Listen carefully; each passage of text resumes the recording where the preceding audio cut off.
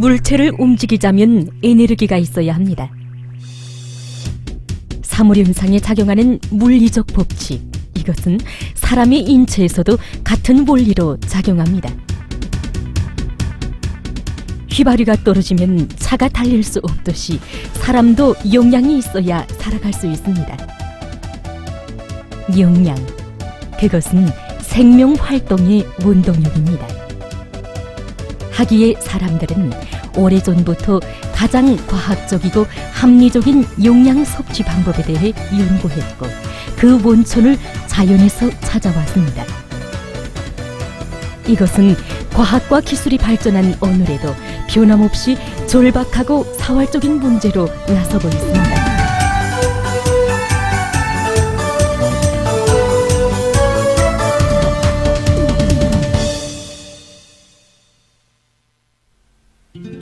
우리나라 3대 고전 의학 전서의 하나인 동의보감에는 이런 대목도 있습니다. 미꾸라지는 성질이 따뜻하고 맛이 달며 속을 보하고 설사를 못게 한다.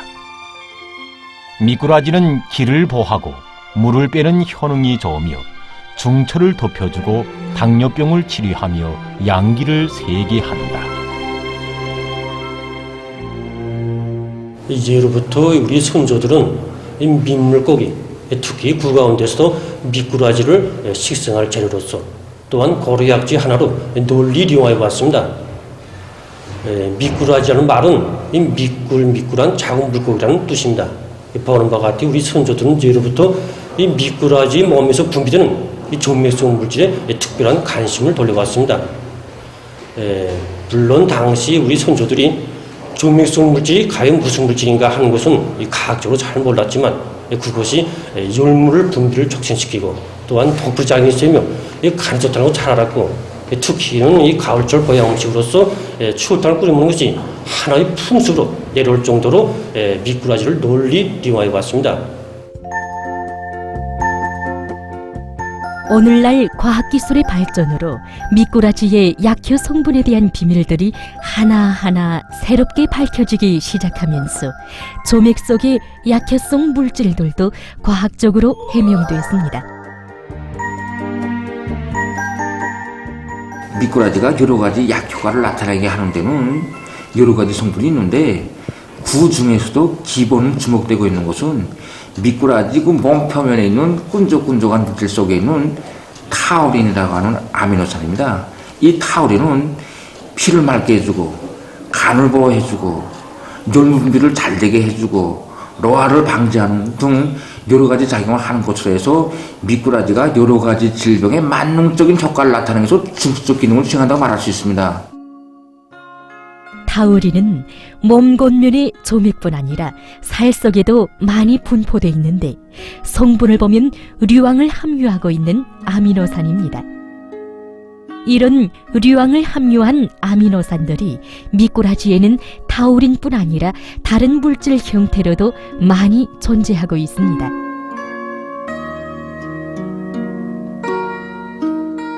하다면 류황을 함유한 아미노산이 인체의 건강에 어떻게 이로운지 먼저 그에 대해서 파악해보기로 하겠습니다.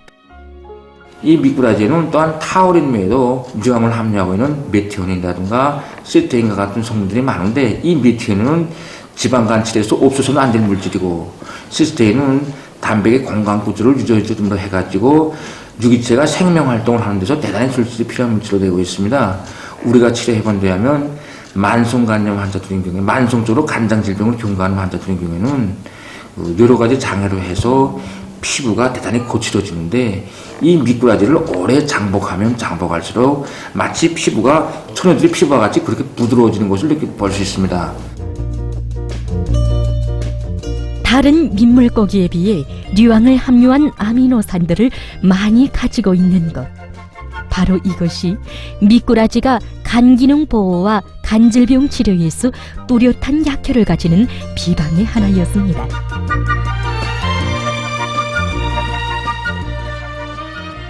간장염 환자들에서는 일반적으로 고기 식사를 제한합니다.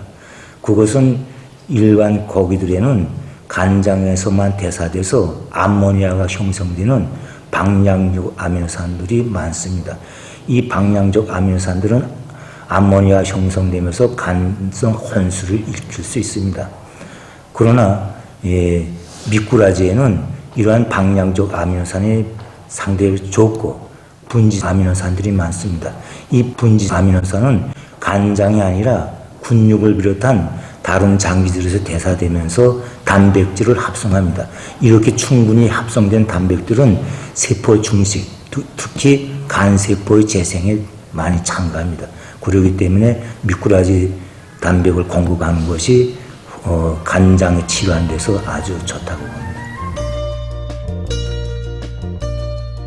이렇게 간에 부담을 적게 주면서 암모니아를 생성하지 않는 아미노산들이 많이 들어있는 것으로 해서 미꾸라지는 간질병 치료와 수술 후 몸이 허약해진 사람들의 원기를 회복하는 데 매우 효과적인 치료 용량 식품으로 됩니다. 특히 미꾸라지는 비타민 종합체라고 할 만큼 다양한 종류의 비타민이 풍부하게 들어있습니다. 그 중에서도 비타민 B2는 소고기에 비해 4배, 달걀에 비해 13배나 더 많이 들어있다고 합니다. 예로부터 민물고기 중에서도 특히 가물치와 붕어같이 감탕에서 사는 민물고기의 약효를 더 높이 일러왔습니다. 그것은 감탕 속에는 필수미량 원소들을 비롯해서 사람의 건강에 좋은 유용 성분들이 많이 들어있기 때문입니다.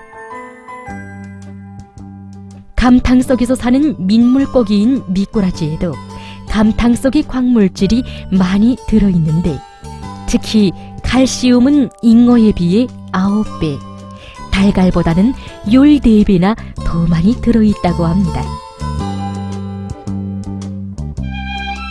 미꾸라지는 심살증이 대단히 발달되어 있습니다.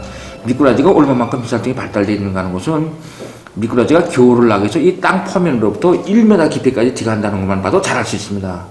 이만큼 1m 깊이 들어갈 정도면 미꾸라지 심살증이 대단히 발달되어 있는데 여기서 기본으로 되는 것은 칼슘과 마그네슘이 많기 때문입니다.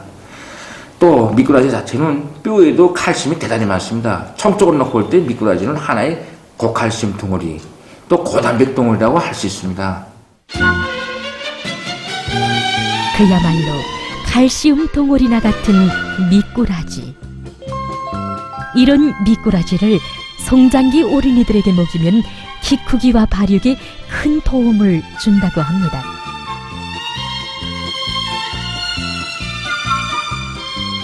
사람의 건강에 좋은 영양 성분들이 매우 풍부하게 조화롭게 들어있는 것으로 해서 예로부터 민물인삼이라 불리어온 미꾸라지.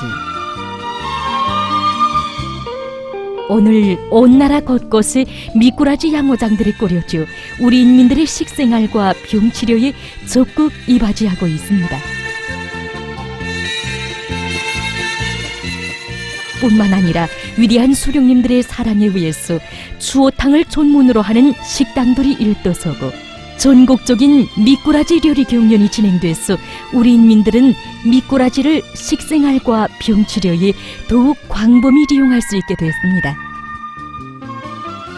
일반적으로 사람들은 수술을 하거나 몸이 특별히 허약한 경우에는 머리암인과 같은 영양제를 전정하는 것이 제일 필수적인 것으로 생각하고 있습니다.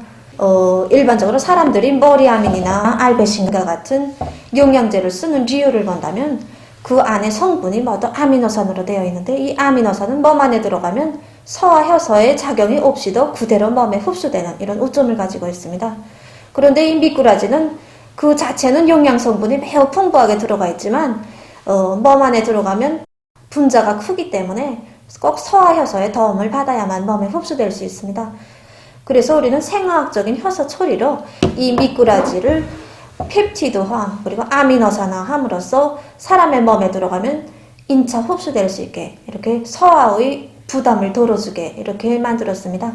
그렇기 때문에 이 미꾸라지 영양액은 일반 허약한 사람들뿐 아니라 간장장애 환자들 그리고 당뇨병 환자들 수술을 전후한 환자들을 비롯해서 많은 사람들이利用할 수 있는 건강식품으로 이렇게利用할 수 있습니다.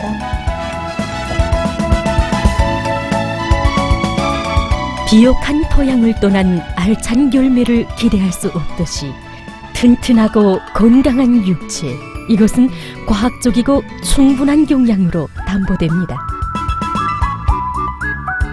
우리 모두 한 끼 한 끼의 식생활을 소홀히 하지 맙시다. 미꾸라지와 같은 건강에 좋은 식품들을 매일 들어보십시오. 그러면 느끼게 될 것입니다. 나날이 젊고 혈기왕성해지는 자신의 모습을.